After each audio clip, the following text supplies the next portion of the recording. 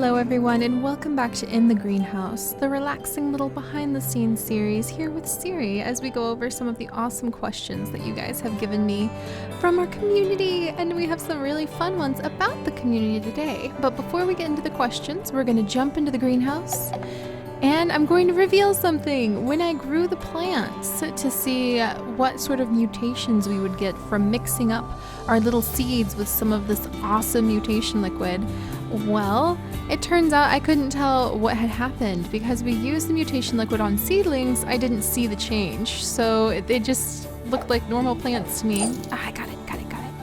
All right. So what we're gonna do this time is I let the plants grow, and you can use the mutation liquid on them when they're fully grown, and then you can see the shift. Like this blazing fern, it wasn't a blazing fern a minute ago. It was actually the sunflowers with the dark yellow leaves. So I'm pretty excited to see what it'll turn into.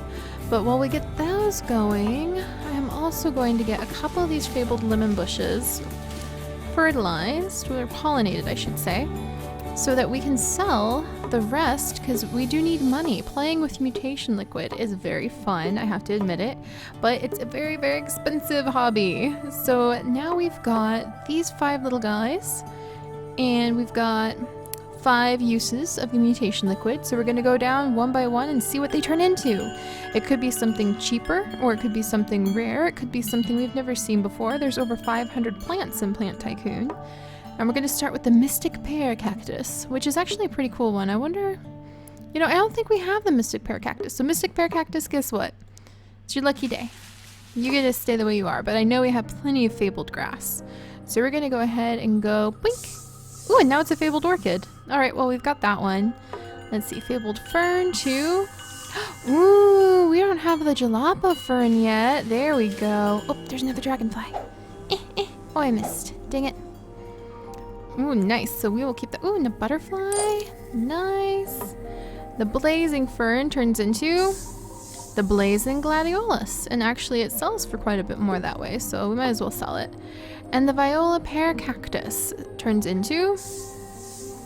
Ooh, the Jopala pear cactus. We don't have that one either. Not worth as much, but we want to keep the different genetics flowing and going. So we'll go ahead and fertilize that one. We'll sell the fabled orchid. Well, actually, we don't have a lot of orchids, so I wonder if we can cross-pollinate it with the Jopala fern, and we'll just have to see what happens after that. All right, and we'll be back in a couple minutes, because this is going to grow into our 4-petal maple, and we'll use our last dosage of the mutation liquid on that. All right, so we'll settle into our nursery and watch as people come to buy my $500 blue roses while I answer some of the questions that we have. And one of them is from Mandy, and it's a very, very sweet question. How does it feel to run a channel with amazing videos and viewers and friends coming right behind you and helping you? And it's amazing. When I started this a couple years ago, I've mentioned it to you guys a lot in our greenhouse series, but it was just kind of a spur-of-the-moment hobby thing. I didn't even know what Let's Plays were. I had only ever seen one Let's Player, the Justa channel, and I was like, hey, that's pretty cool.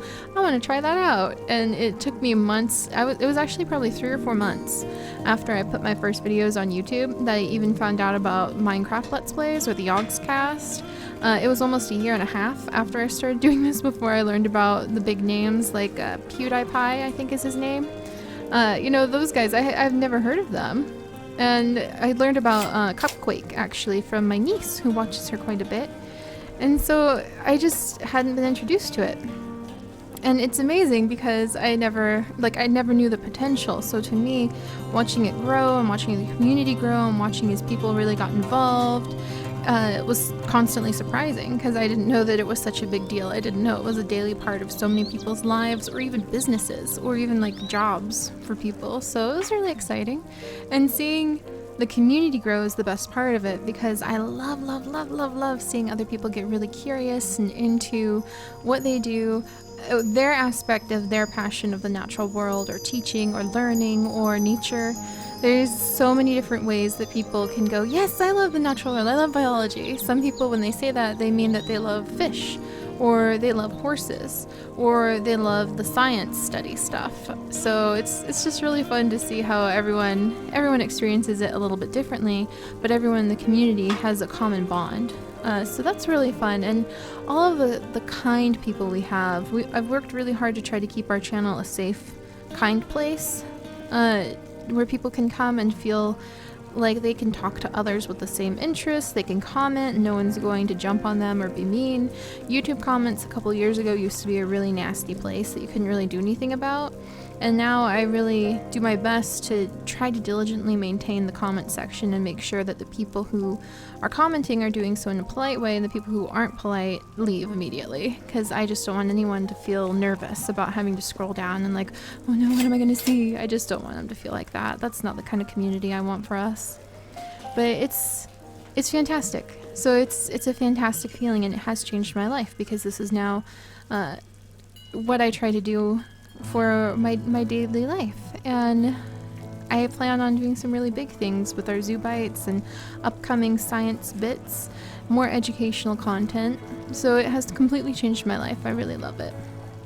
And then on that note, have I ever thought of making a forum for the community? And that's from Trinity. Thank you very much, Trinity. And I have, actually. I have thought about making a forum where people can share stuff about recent science news. They can share their pet pictures. They can share pictures of zoos they visit, hikes they go on, zoos they build, animals they have, and basically any game that you can have animals in. My only concern is that it's very hard to moderate those things, and my plate is completely full with time right now. I'm busy. But as we get bigger, I do want to find ways where we can integrate the community more, and having a forum and a website for those things is kind of a natural extension of that. I just want to make sure that trying to manage that doesn't compromise my time with actually making content, because content creation is the most important thing when it comes to all the little extras, like all the little social media extras. So yes, I'm thinking about making a forum. I'm just trying to figure out what would be there, how I would organize it, how we'd put it together. But I would love to, and I've said this before in the past, but I would love to like get the community together, be like, okay, it's World Elephant Day this week, so show off your elephants in your games, or show off elephants that you've seen in real life, or tell me your favorite elephant fact. You know, just make a place where people can come and have that excitement of going, man, everyone else loves this stuff as much as I do. I wonder what they're going to share. So I think that'd be really fun. All right, are you going to buy my last expensive rose? Come on, guys. But yeah, I'm looking into a forum the way I'm looking into a lot of things. I just want to be careful that it's, again, somewhere that we can keep it safe, we can keep it kind, and we can keep it productive, like for creativity and things like that. But if you have ideas, like, would you want to go on a forum where, there we go, my last expensive rose is sold. But would you want to go onto a forum where you could sit and chit chat with people who loved things like that, or where you could participate in monthly challenges or a monthly theme? Because if that's something a lot of people feel would benefit them, maybe give them something more to utilize their creativity for, then I'll go for it. I will definitely work hard to make that happen. All right. Oh, it's a little golden dragonfly. Got it. Ha, you thought you could get away from me, buddy. All right, well, let's see. Any seeds? Any seeds? No seeds just yet. So let's go ahead and transform this 4-petal maple into 4-petal bamboo. We've actually had 4-petal bamboo before, so I'm actually going to sneak a couple more doses of the mutation liquid and then douse the bamboo again.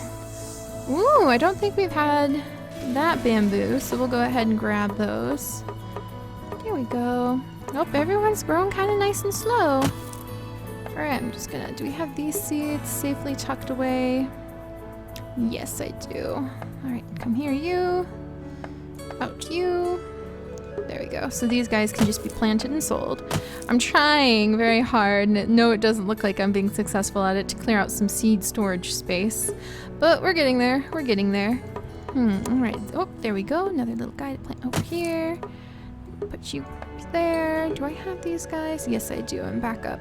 Good. I need to make sure I never use up all of my 4-petal my fabled lemon bushes, my blue roses. I'd be very sad if I lost my $500 one. That would make me so sad.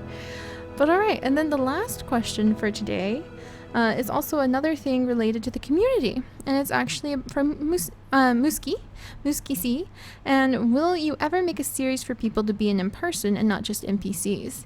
And that comes back to the community event sort of stuff that I want to try to do. And actually, I'm trying to think of how it would work, but one of the things I would love to do is when we hold events like the upcoming Harvest Festival in the Village of Light, I would love to find a way to be able to invite people onto like a little server that's just hosted just for the event and the duration of the event. And I'll trim down the mods to the absolute basics, and then see if I can copy paste the Village of Light into a new world, like a flat world or something, so it's easy on everyone's systems, doesn't overwhelm everyone, things like that.